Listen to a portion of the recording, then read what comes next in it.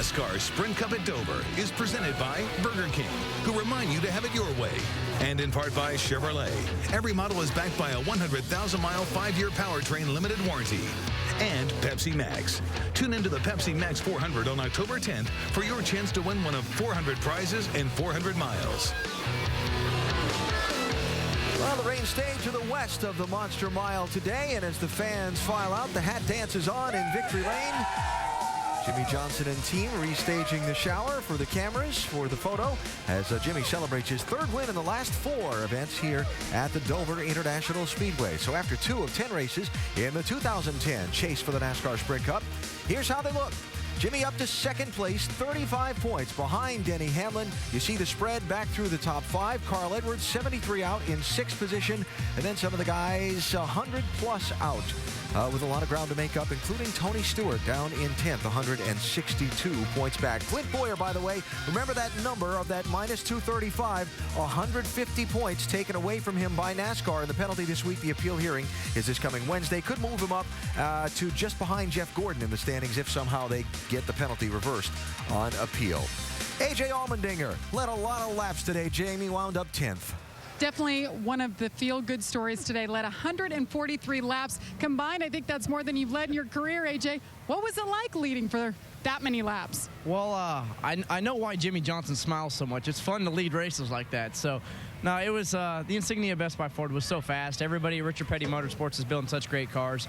Overall, it was a great day. Obviously, 10th is probably a disappointment for how we ran, but just to be up there leading that many laps so early and to have a 10-cent washer get inside the tire and make it go flat, and that just once you get 2 laps down, you got to fight your butt off to get back. So I'm proud to be inside the top 10. We know we could have been a little bit better, but hopefully we showed everybody that we're getting there over the last few weeks. It was a great day. I think Paul finished 7th, so 2 cars from RPM in the top 10.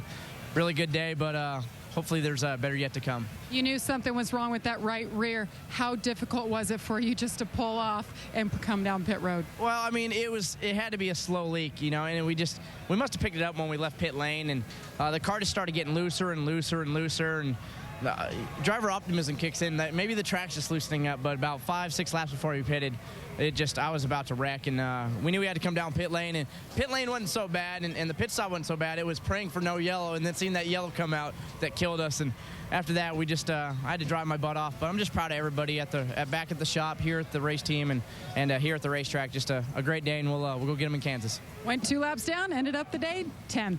Alan?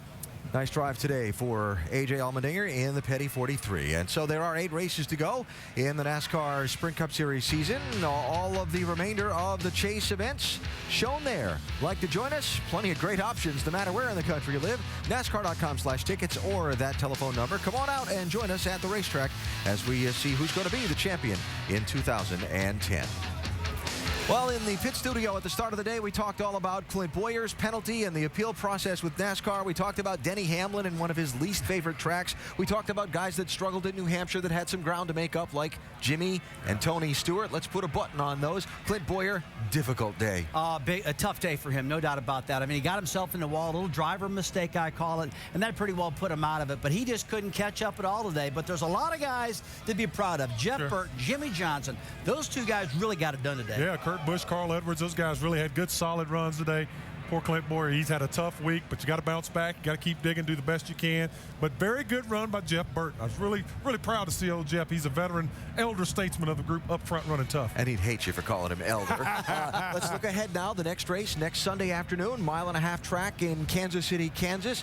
When you think about the race in Kansas, who strikes you as a favorite and who strikes you as maybe a concern? You know, I think one of the guys getting ready to sit down next to us, Carl Edwards, is really good from up around that area. Clint Boyer's really good there. I started thinking about flat tracks, slick racetracks also. And Denny Hamlin comes to my mind right there. He's a good driver at that style of racetrack. But don't forget about Jimmy Johnson. Yep. He knows how to get around here, too. Everybody, man. So I gave you 5. How's that? Jimmy Johnson will be tough next week. Yeah. All of our chasers look like they're going to be in the mix, so should be a great race. So that is next Sunday at the Kansas Speedway in Kansas City, Kansas, as the chase moves out to the Midwest to see how things roll. Jimmy Johnson, remember the finish between Jimmy and Carl a couple of years ago? Yeah, it was great. Yeah, absolutely. So next weekend, Saturday, the NASCAR Nationwide Series race is on ESPN2 starting at 3 o'clock Eastern Time. Our coverage of the NASCAR Sprint Cup Series race on ESPN ESPN next Sunday at 1 o'clock Eastern. And don't forget, NASCAR Countdown is on ESPN2 starting at noon Eastern Time. Yes, Carl Edwards is in the house. He will be joining us as part of our continuing post-race coverage on SportsCenter. That's coming up next. We'll hear from the boys in the booth. We'll hear from some more of the top finishers, recap the race and highlights, and Carl will join us for his in-race reporter analysis. That is coming up next on SportsCenter with, again, our extended post-race coverage from here in Dover. Little family portrait with a trophy and a pit crew to go around. You got one of those at home, Rusty? A couple of them. Yeah, I thought so. Jimmy Johnson celebrating with his wife Shanny and his daughter and the rest of his race team after Jimmy showed the world the drive for 5 is very much alive as he dominated and won today here in Dover. SportsCenter is next. We'll talk to you from here in Dover in a minute.